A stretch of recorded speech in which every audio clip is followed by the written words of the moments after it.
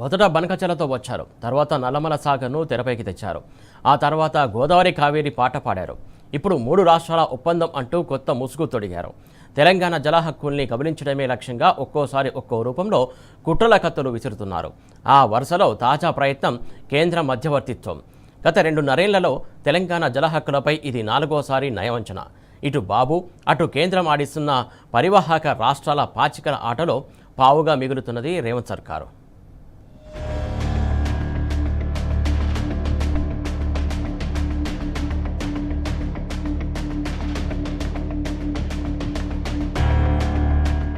Tribunals అవార్డులు లేవు, నిబంధనలు లేవు, పరిమితుల పట్టింపులు లేవు, అపెక్స్ కౌన్సిల్ సమావేశాల్లో చర్చలు లేవు. దొడ్డిదారిన ఒప్పందాల ముసుగులో బాబు నయవంచక ప్రతిపాదనలపై ఒప్పందాలకు తెలంగాణ సర్కార్ సిద్ధమైంది. తెలంగాణ ప్రయోజనాలను పణంగా పెట్టేందుకు పచ్చజెండా ఊపుతున్నది.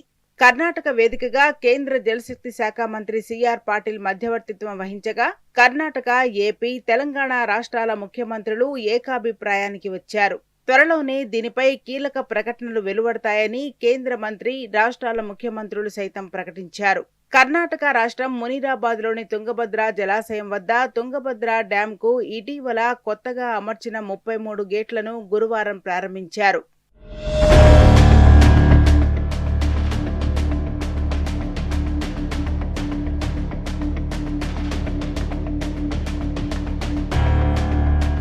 కేంద్ర మంత్రి, 3 రాష్ట్రాల ముఖ్యమంత్రుల వ్యాఖ్యలతో ఒప్పందాల విషయం స్పష్టంగా తెలిసిపోతున్నది. వాస్తవంగా నదీ జలాల్లో వాటా, రాష్ట్రాల హక్కులను ట్రిబ్యునళ్లు నిర్ధారిస్తాయి.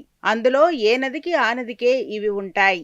ప్రస్తుతం 2 వేరువేరు నదుల బేసిన్లపై తొలిసారి దొడ్డిదారిన ఒప్పందాలకు తెరతీశారు. వాస్తవానికి రాష్ట్ర పునర్విభజన చట్టం ప్రకారం అంతర్రాష్ట్ర జల వివాదాలను ఏపీ, తెలంగాణలు కేంద్ర మంత్రి నేతృత్వంలోని అత్యున్నత స్థాయి అపెక్స్ లో చర్చించి నిర్ణయాలు తీసుకోవాలి. కానీ అవేవీ లేకుండానే దొడ్డిదారిన ఒప్పందాలకు సిద్ధమవడం చర్చకు దారితీసింది. ఏపీ సీఎం చంద్రబాబు ఫార్ములాకు తాజాగా ఒప్పందాల ముసుగు వేస్తున్నారని తెలిసిపోతున్నది.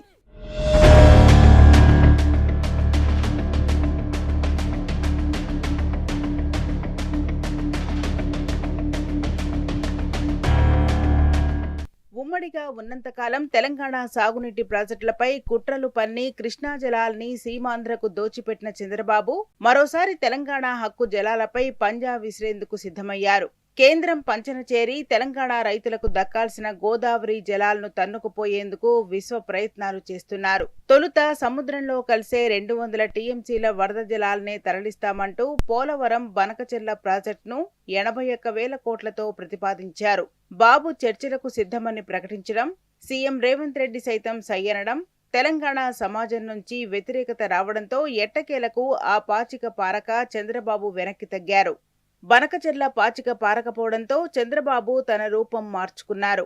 కేంద్రాన్ని సైతం ముందుకు తోశారు. రెండో కుట్రలో భాగంగా 59,000 కోట్లతో పోలవరం నల్లమల సాగర్ లింక్ ప్రాజెక్ట్ అంటూ మరో ప్రతిపాదన తెరపైకి తెచ్చారు. బనకచెర్ల లింక్ ప్రాజెక్ట్ తరహాలోనే పోలవరం నుంచి గోదావరి జలాలను కుడికాలువ ద్వారా బొల్లాపల్లి రిజర్వాయర్కు తరలిస్తారు. అక్కడి నుంచి 2 దశల్లో ఎత్తిపోతల ద్వారా నల్లమల సాగర్ రిజర్వాయర్కు తరలిస్తారు.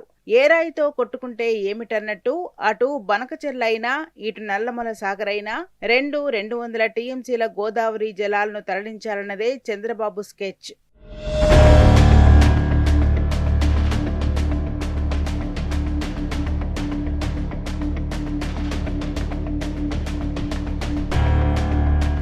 బనకచెర్ల, నల్లమల సాగర్ ప్రాజెక్టులపై తెలంగాణలో ఎగిసిపడుతున్న వ్యతిరేకతను చూసిన చంద్రబాబు ఇక లాభం లేదనుకొని కేంద్రంలోని బీజేపీ ప్రభుత్వ భుజం మీద తుపాకీ పెట్టి తెలంగాణ గోదావరి జలాల్ని గురిపెట్టారు. చంద్రబాబు రచించిన నల్లమల సాగర్ అలియాస్ బనకచెర్ల ప్రయోజనాలను కేంద్ర నిధులతోనే పూర్తి చేసి తెలంగాణకు దక్కాల్సిన గోదావరి జలాలను తన్నుకుపోవాలని ప్రణాళికలు సిద్ధం చేశారు. ఆ దిశగా ముమ్మర ప్రయత్నాలు చేస్తున్నారు. చంద్రబాబు వ్యూహంలో భాగంగా తెలంగాణ నుంచి గోదావరి జలాలను తన్నుకుపోవాలంటే బ్లాక్ మెయిలింగ్ ద్వారానే సాధ్యమవుతుందని నిర్ణయించినట్టు సాగునీటి రంగ నిపుణులు స్పష్టమైన ఆరోపణ చేస్తున్నారు. అందుకు పాలమూరు, రంగారెడ్డి ప్రాజెక్టును పావుగా వాడుకున్నట్టు చెబుతున్నారు.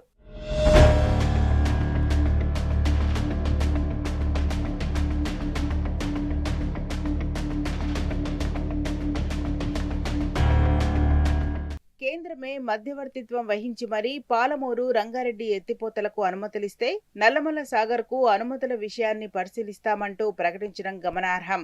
అంతేకాదు పోలవరం నుంచి గోదావరి జలాల డైవర్షన్ ద్వారా కర్ణాటకకు 16 టీఎంసీలు వినియోగించుకునేలా, అందుకోసం ఎగువన బెడ్ది వరద లింకును చేపట్టేందుకు నావలి విస్తరణకు నిధుల సాయానికి అంగీకారం తెలిపింది. తాజాగా ఆయా అంశాలపైనే ఒప్పందాలు జరిగినట్టు తెలుస్తున్నది. తాజాగా ఏపీ సీఎం బాబు రూపొందించిన ఈ ఫార్ములాలకే ఒప్పందాల ముసుగు వేస్తున్నారని తెలిసిపోతున్నది.